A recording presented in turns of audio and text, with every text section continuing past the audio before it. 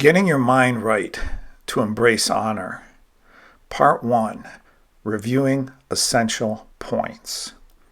First, the concept of honor and the values inherent in honor: courage, competence, strength, loyalty, and accountability were developed by ancient hunter and warrior classes. These values are very practical and results-based. As a hunter, you either bring home meat or return empty-handed. As a warrior, you either accomplish your mission or you don't. In both cases, lives are on the line. Good is defined by what works, not thoughts, feelings, or aesthetics. Second, as societies become more secure and prosperous, they foolishly jettison honor values, favoring more feeling-based and abstract concerns, like popularity. The inevitable human response to prosperity means that it carries the seeds of its own collapse within it. Wealthy societies begin to enact this collapse when they become dominated by privileged intellectuals, a narcissistic elite. And so it is with our culture. We are ruled by lawyers, politicians, academics, celebrities, and social media billionaires. I am not saying there is no place for feelings, aesthetics, or abstract thinking. My point is that we are out of balance and need to move back to equilibrium. One symptom of our decline is the prevalence of childish thinking, or non-thinking, in our culture. Instead of checking our feelings against facts and logic, we check facts and logic against our feelings.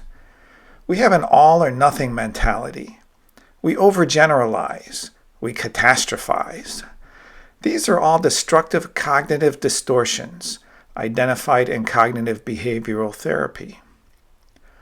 We can see these distortions illustrated by our obsession with safety. We must maximize safety no matter what. You can never be too safe. And then, it is not enough to be safe.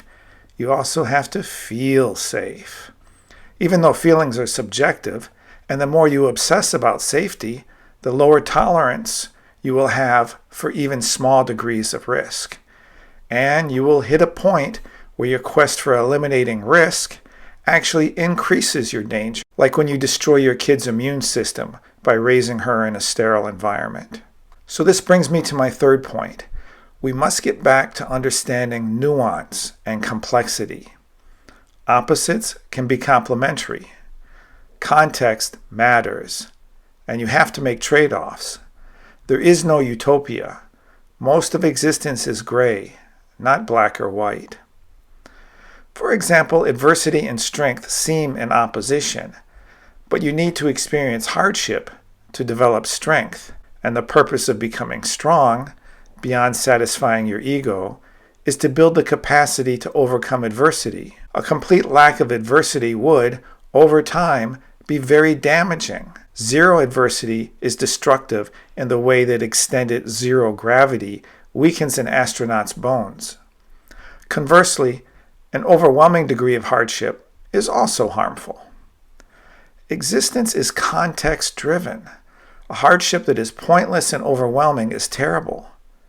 Enduring hardship that is necessary, purposeful, and manageable is good.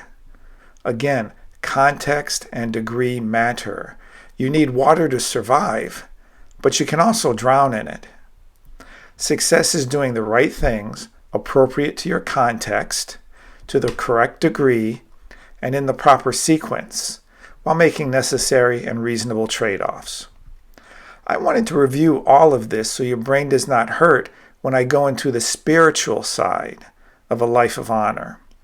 The concept of honor is results and reality based, but some articles of faith and meaning need to be embraced if one seeks a life of honor. As we will see, objective reality and subjective meaning are complementary opposites that are integrated and dynamic. Part 2. Leaps of Faith Towards an Honorable Life. Leap 1. Existence and life have inherent meaning and value. They matter. The universe is not a random and pointless accumulation of energy and particles. There's a design to the universe, and therefore a designer. Part of the design supports life, including life that can develop consciousness, morality, free will, and creativity. Some higher power cares about us and what we do, or there would be no point to our creation. So there are things we are meant to struggle for and against. While context matters and nothing is perfect, kindness is better than cruelty, truth is better than lies, wisdom is better than foolishness, and so on and so on. Leap 2.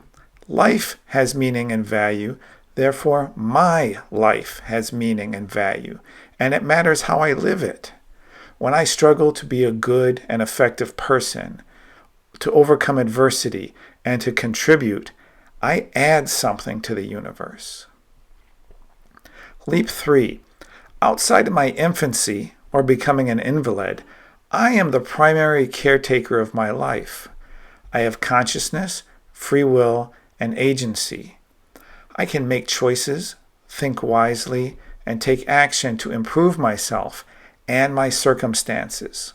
If I accept these 3 articles of faith, I have a moral obligation, a responsibility, a sacred duty to care for myself, make something out of my life, and do something meaningful with it. I am not here merely to exist.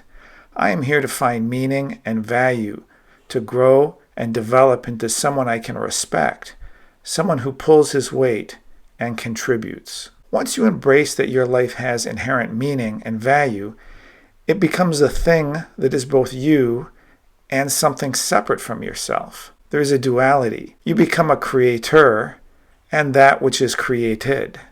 You have a job, a responsibility to produce something you will be judged by. You are both the writer and the book, the gardener and the garden, the parent and the child. This obligation is a burden and a strain. If your book is dull and incoherent, you are a failed writer. If your garden is overrun with weeds, you are a lousy gardener. If your child is a hot mess, you are a derelict parent. It is no wonder that many pass on making these leaps or try to cheat their way through it. You pass on the leap of faith by embracing the worldview that nothing really matters. You cheat by saying, well, I matter all right, but I'm a victim of larger forces, so there's nothing I can do. You cannot live a life of honor without accepting the inherent value of your life, along with the intrinsic responsibility you have to make something of it. I have a caveat here. Your life has inherent value, but that does not mean you are special. That implies you are above regular accountability. You bend rules for special people. Special people get to go to the front of the line. Your life has inherent value, but you are not unique.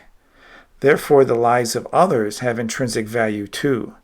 So I am not allowed to improve my circumstances by harming others in unjust ways. That would be dishonorable. You may have noticed the qualifier, unjust. That is a big one. There may be circumstances where dealing harm to others is justified. If you threaten someone in my family, I would be justified in responding accordingly, even if it causes you harm. If you are harassing another employee at work, I would be justified in firing you, even though it ruins your livelihood. I have to behave decently towards you and refrain from causing unjust harm, but that does not make me responsible for you. If you fall into a ravine, I need to call for help, but I don't need to climb down after you, unless you are in my circle of loyalty or I signed up to be a rescue ranger. Part 3. Review and questions and answers. To recap the 3 leaps of faith. 1. There is a design to the universe, and we have been designed with a moral consciousness. This is consistent with a higher power that intends us to live with meaning. 2. Therefore, my life has meaning, and I should live with a purpose to persist, grow, and contribute. 3.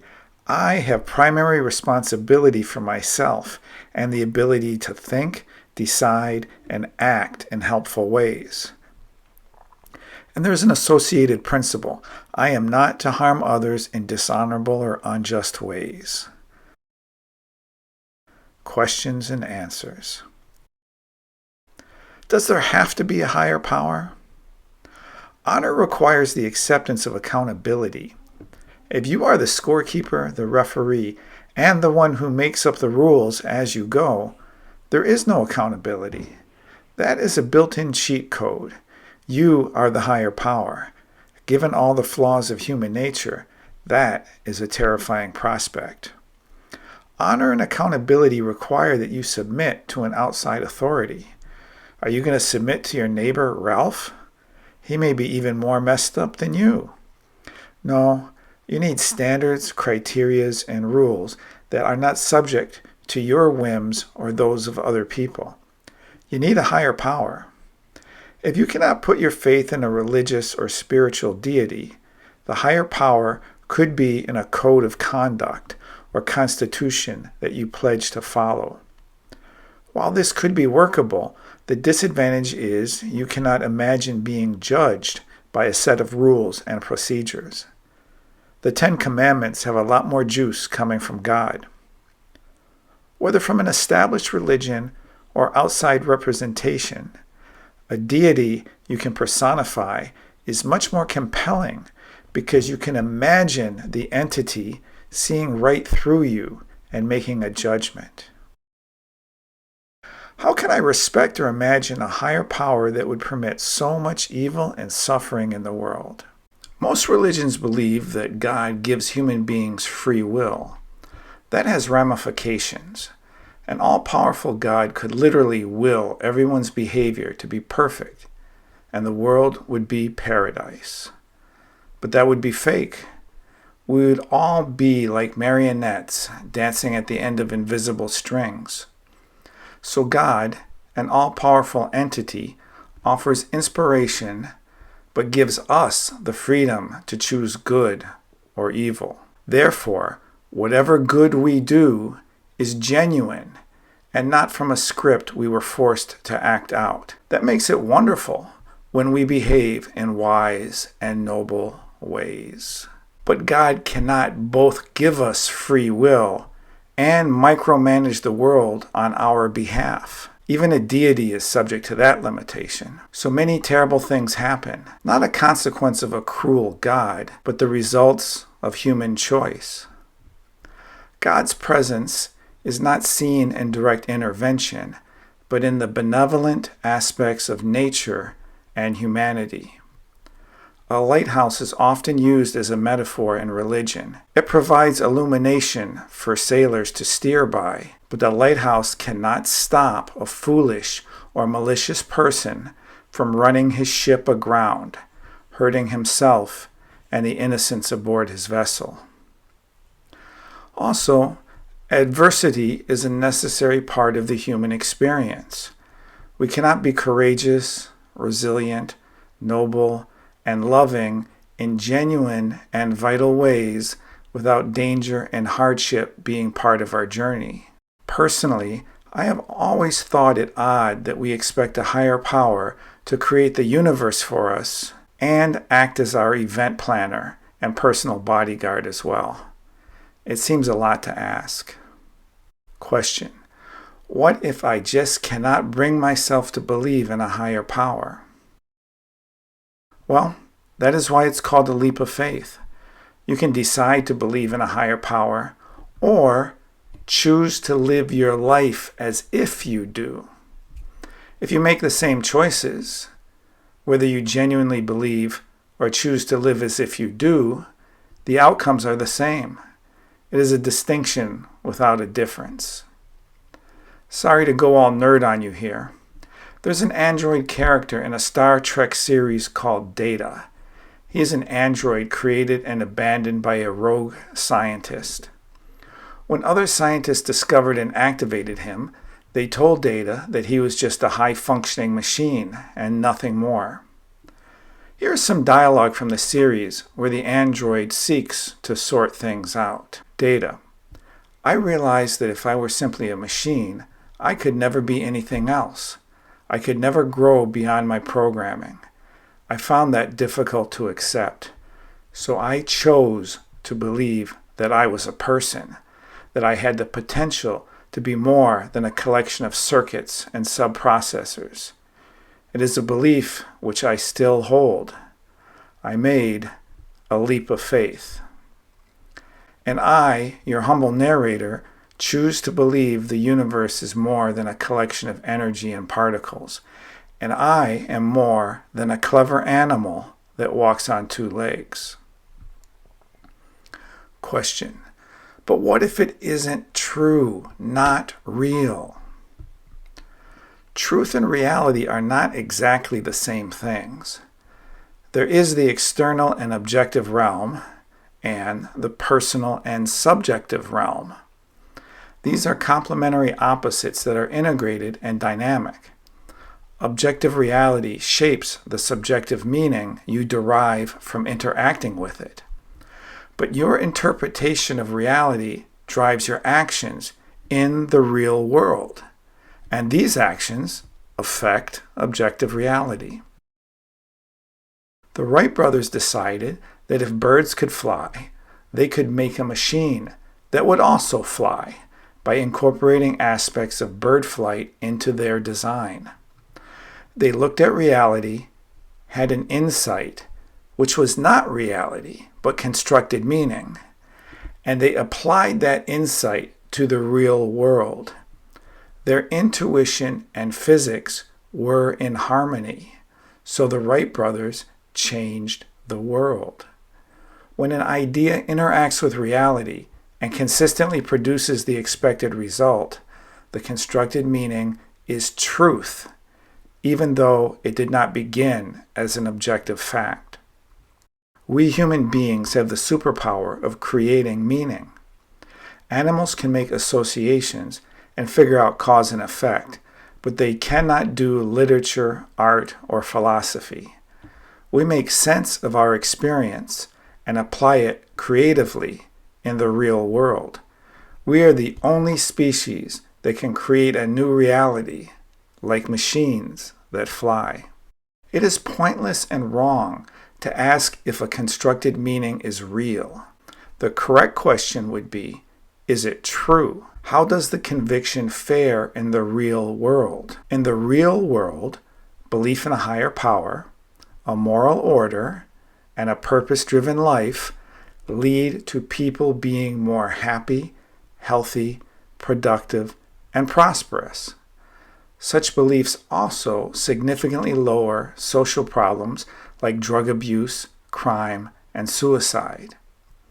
If you make the leaps of faith described in this video and live accordingly, they will be true and positively impact your life, regardless if they are factual. So I hope you can make the leap of faith that will land you in the circle of honor.